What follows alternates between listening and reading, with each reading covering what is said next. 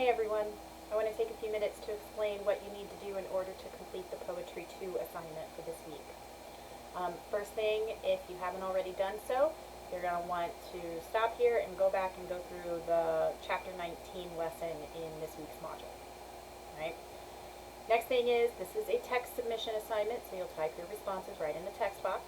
Right? Remember not to do any outside research. Give this your best shot.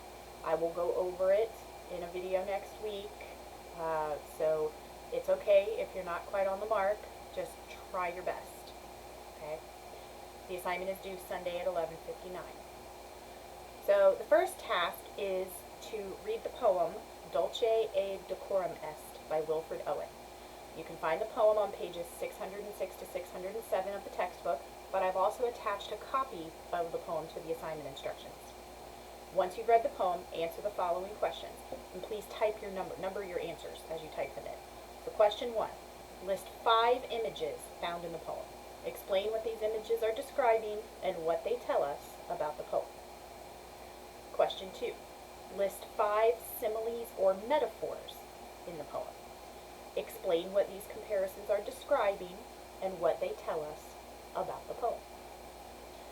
Then question 3, based on the images and the similes and metaphors, what do you think is the underlying message or the underlying theme of this poem?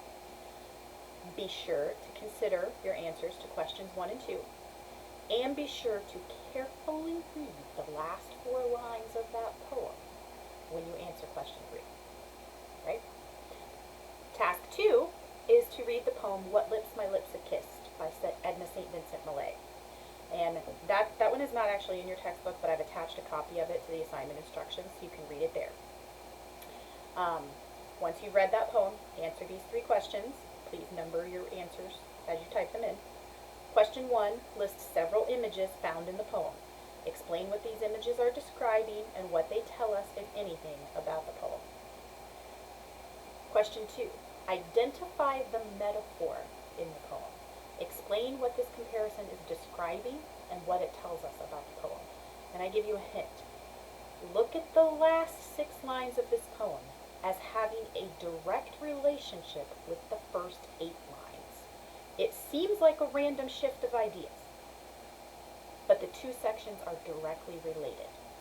And it has something to do with the metaphor I mentioned at the beginning of this question. So identify the metaphor and explain what that comparison is describing and what it tells us about the poem. Give it your best shot.